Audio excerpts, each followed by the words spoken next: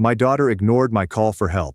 Now she's crying on my stairs after her husband lost $300,000 gambling, and I locked them out of my will forever. Hello, I'm William. I'm 77 today, but this began when I was 73. I live in Kansas. It used to be Topeka. Now I'm somewhere else. It doesn't matter yet. I had no intention of writing this, but the way things turned out has kept it in my head for far too long. Maybe if I speak it aloud and write it down, I won't wake up at 3 a.m. thinking about that phone call. So here it is. In 2018, I lost my wife, Olivia. Breast cancer, fast and violent. 44 years of marriage. She died at home while holding my hand. Following that, everything became quiet. Not calm stillness, but empty and too quiet. I did okay for the first year. I took care of the house, kept the yard up, paid the bills, and went to the VFW on Fridays. I talked to the neighbors every now and then, but my hands started giving me problems, arthritis. And my eyes, particularly at night, were not as good as they once were. One morning, I hit a mailbox and backed out. That terrified me. The next day, I hid the keys in a drawer and never touched them again. That's when things got difficult. I reside out in the countryside. The closest grocery shop is 20 minutes away. There are no buses or Ubers in this area, and calling a cab requires a 3-hour wait and a $50 fee. So I thought, okay, maybe it's time to relocate. Nothing spectacular, just something modest. Perhaps an apartment near my daughter, Aria. Aria is my only child. She lives in Overland Park, 3 hours east. Married to a man named Mark. 2 kids. A big house. She's a school counselor. He works in finance, insurance, or something. He's constantly talking about deals and getaways. We weren't very close, but we did chat about holidays, birthdays, and random check-ins. After Olivia died, Aria came to spend 2 weekends with me. I helped pack some goods. We sobbed a little. Then life went on. Anyway, I assumed I'd phone her and tell her I was thinking about relocating closer. Not among them, but close by. I thought we could go over some places together. I was hoping she would be pleased with it. I waited till Sunday, mid-afternoon. I knew she was generally around the house and doing laundry at that time. She responded, slightly out of breath. Hey Dad, everything okay? Yeah, I'm all right. Just wanted to run something by you. Sure, what's up? I informed her that I was no longer driving, that things were becoming difficult for me alone, and that I was considering selling the house and moving closer to her. She did not respond right away. Then, in the background, I heard her husband, Mark, as if he were standing next to me. We're not running an elderly hostel, Aria. He can figure it out. My heart truly paused for a second. I waited for her to tell him off. Say something. Defend me. She did not. Instead, she exhaled. Then, in a low voice, we're really busy right now, Dad. The kids. Mark's work. I don't think we can deal with this. Deal with this. As if I were a load of laundry or an auto repair. I did not become angry. I did not yell. I just sat there holding my phone. I gazed around the room at my former house, the wall Olivia painted, and the couch she chose. Everything suddenly felt strange. I understand, I replied. Thanks anyway. So I hung up. The following morning, I called a real estate agent. Hi, I said. I'm thinking of selling. Can you come by? Tammy came over on Thursday. Early 40s, professional. Did not ask too many questions. We walked around the property. She said it was in wonderful shape and would sell quickly. She was correct. Within 4 weeks, I had a buyer. A retired couple moving up from Texas to be closer to their son. They paid cash. I didn't inform Aria that I sold. Why should I? I was tired of trying to stay in someone's life when I wasn't wanted. I discovered a tiny 1-bedroom condominium in Lawrence. Good neighborhood, accessible to doctors, and a food shop just a block away. Everything I needed. Then I called my lawyer. I had a will. I've had it for several years. Everything used to go to Aria, including the house, savings, truck, and insurance. But after that call, I started to think. She had already made her decision. So I made mine. I asked my lawyer to modify everything. Half of my estate would go to a local veterans organization that developed houses for senior veterans. The other half goes to a senior program in Topeka that assists people like me, those who have no one. What about the truck? I hadn't worked that out yet. About a year has gone by. Life was calm but lovely. I met several pals at the senior center. There was Carol, a nice widow like me. Tyler, her grandson, once helped me fix a leaky sink. Good child. Even though I didn't ask. They came over to check on me. Then, one night, I suffered a stroke. I can't recall much. I woke up in the hospital with a nurse flashing a light into my eyes. They claimed it was mild. We caught it early. Nonetheless, it scared me, made me consider how quickly things can change. I stayed in the recovery center for 2 weeks. When I got out, I did something I hadn't done in more than a year. I phoned Aria. She picked up. I told her what happened. I had a stroke but was well now. I just wanted her to know. She remained quiet for a long time. Then she asked, "Why didn't you call me sooner?" I didn't say what I wanted to say because she had already made it plain where I stood. Instead I said, "You were busy." I told her one more thing. "I changed my will, Aria. It doesn't go to you anymore." The stillness on the line was heavy. "You what?" she asked. "I've got people helping me here. People who didn't treat me like a burden. That's who's getting what I have." She began crying. Real tears. I didn't feel satisfied. I did not feel unkind. I didn't feel anything, just exhausted. She returned to see me 2 weeks later. She brought flowers, sat next to me, and apologized a lot. "Dad, I didn't know how to say no to Mark." I nodded but did not say much. She left after 20 minutes. It was the last time I saw her. I still get calls from time to time. She leaves voicemail messages. I listen to them but do not call back.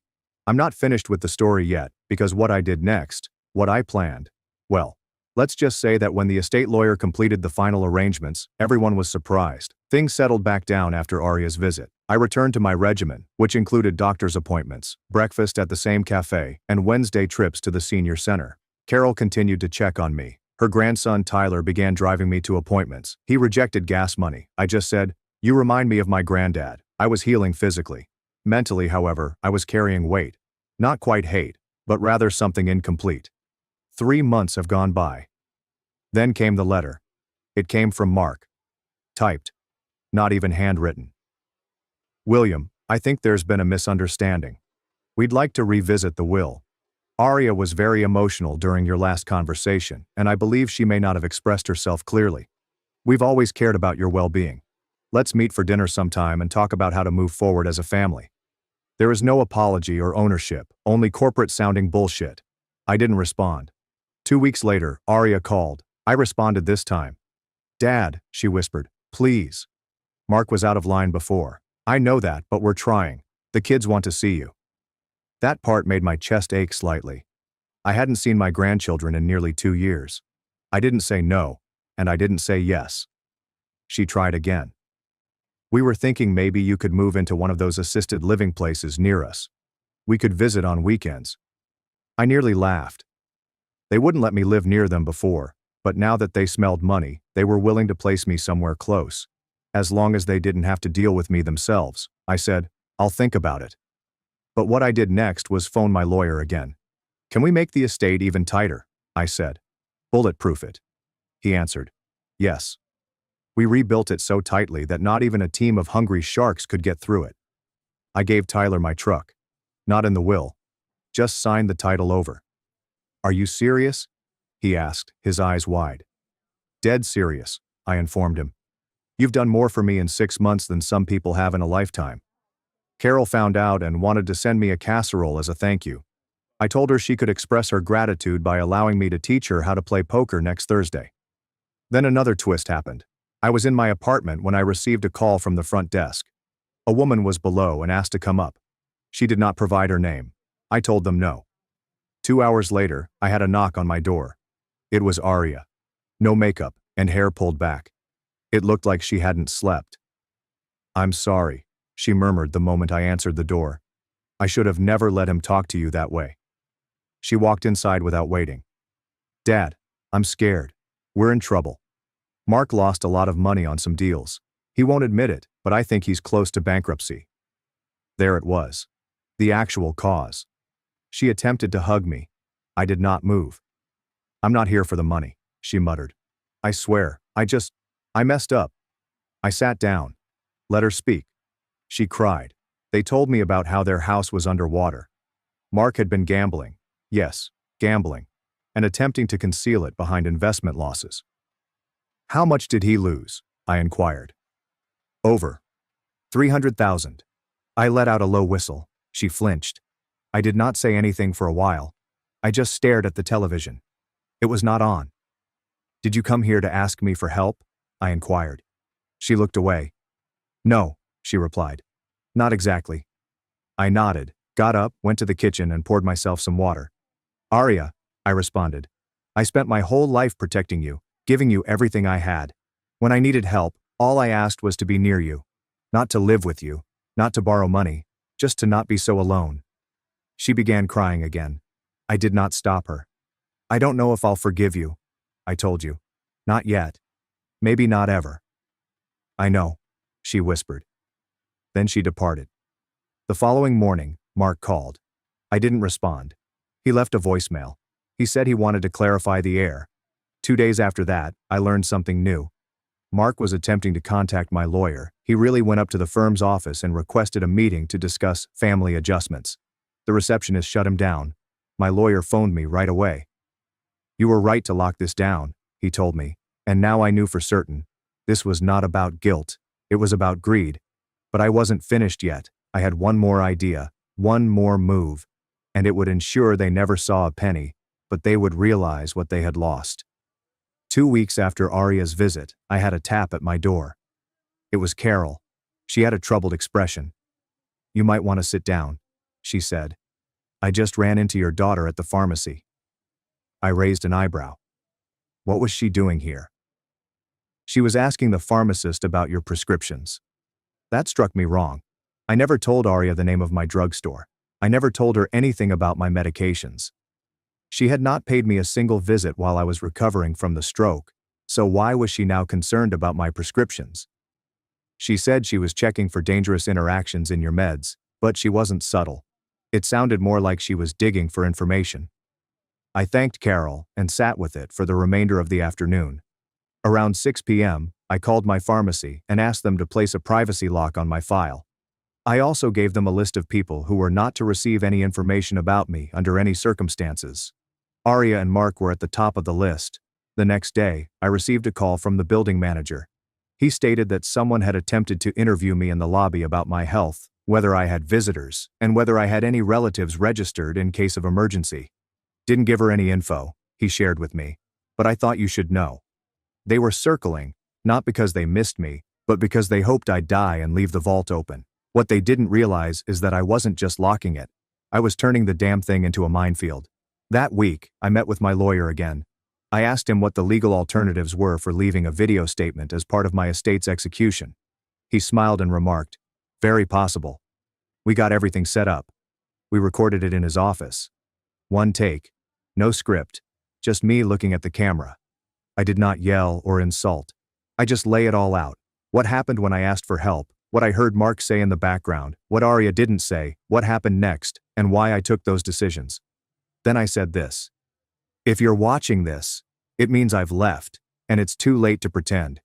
You had the opportunity to be my daughter when I needed her, but instead, you let your husband treat me like an old stray dog and turned your back. That's why you're receiving nothing.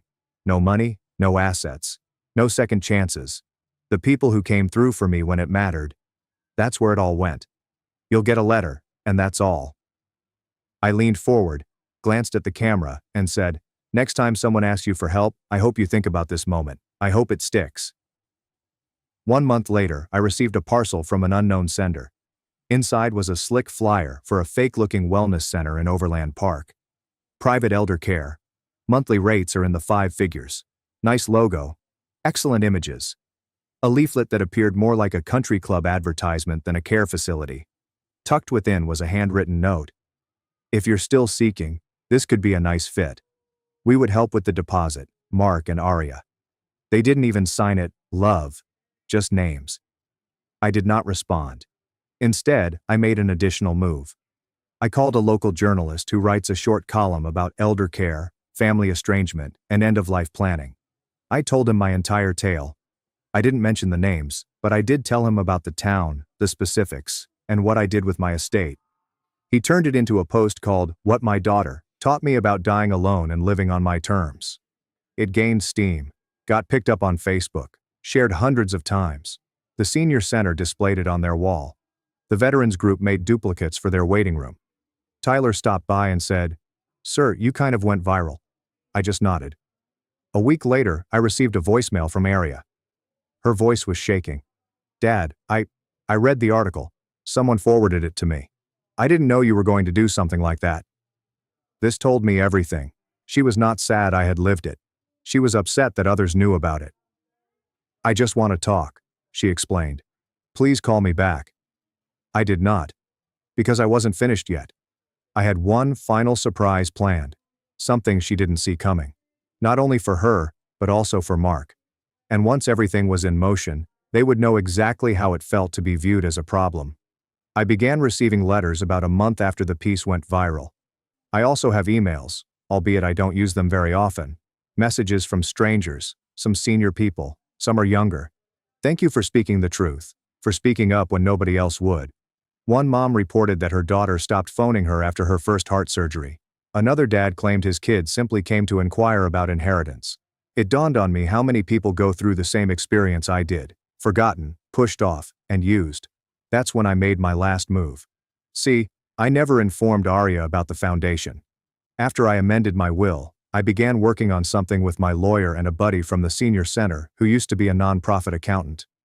We established the Olivia Home Fund, named after my late wife.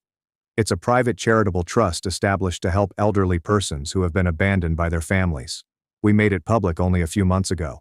The local press grabbed it up. Several radio stations called to ask if I would conduct an interview. I kept it quiet until everything was finished. The kicker? We mentioned Mark and Aria by name in the founding tale. Not to humiliate, but to explain why this faith was necessary. We told the truth. They did not take it well. Aria arrived at my door a week later. I could hear her crying before I opened the door. "Dad, please, please. I'm pleading with you. Mark has lost his job. They're after the house and we're drowning. The youngsters. They don't comprehend what's going on. They believe you're furious with them." That one stings. I adored my grandchildren. But I was not going to let guilt drag me back into the flames. "Why are you here now?" I inquired. She looked up, her eyes crimson. "Because we have nowhere else to go." I nodded slowly. I opened the door wider, not to let her in, but to show her how I appeared now. Thinner, slower, and still standing. "You had someone once," I explained. "But when I asked to be near you, you turned away. Now you want to be near me because of what I have." She lowered her face into her hands. "I'm sorry," she muttered. "I believe you," I responded. "But that doesn't change the damage."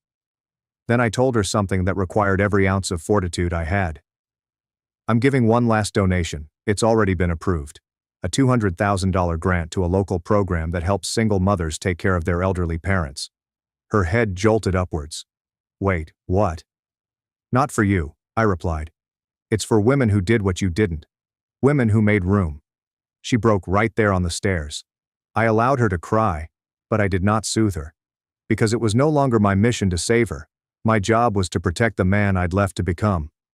The fallout occurred quickly. Mark filed for bankruptcy, which I discovered through local court documents. They are public.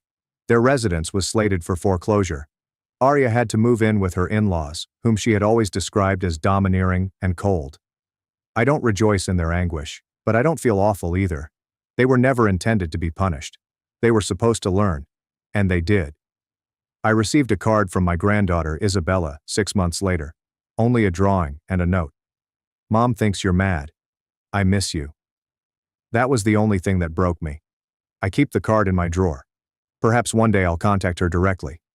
Maybe. But not yet. Because the truth is, I am still mending. Tyler makes weekly visits. We work on ancient radios in the garage that I rent near my condominium. Carol provides soup when my knees ache. Olivia and I were honored when a wing of the veterans' new housing project was named after us. My daughter and her spouse lost my money. I discovered tranquility. That was the trade. And if I had to do it again, I would have contacted the realtor sooner.